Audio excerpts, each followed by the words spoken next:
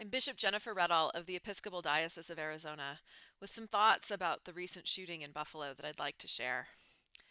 Jesus asks a sick man in this Sunday's Gospel, John chapter 5, the beginning of that, "Do you want to be made well?" And as my heart has been hurting the last few days over the racially motivated murders of 10 people in Buffalo, New York, I keep hearing Jesus asking that question of us. And us could mean any of several groups of people. It could be us Americans, us people who are white, us elected government officials, Christians. The list goes on and on. Do we want to be made well? Do we want to be made well from our racial hatred and violence? Do we want to be made well from our epidemic of gun violence? And my heart breaks because I'm afraid I know the answer. Collectively, we may want to be well. We think it would be good if racism and violence ended.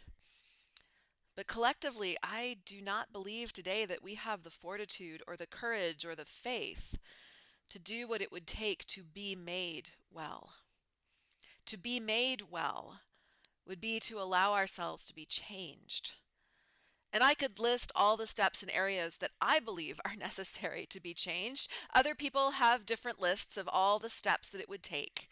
It's not required or foreordained that we accept and live with racism and gun violence. There are things we could collectively do to heal and to bring justice and to prevent gun violence. But a plan without a desire is just busy work.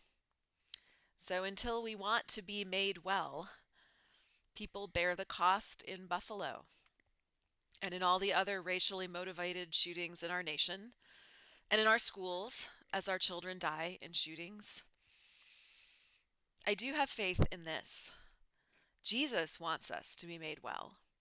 Jesus does not want us to remain in our sin, neither the sin of active racial hatred nor the sin of apathy at addressing it.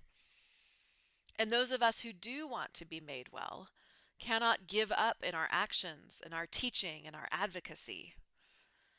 Because someday we will get a new heart and a new spirit, and we will be ready to be made well.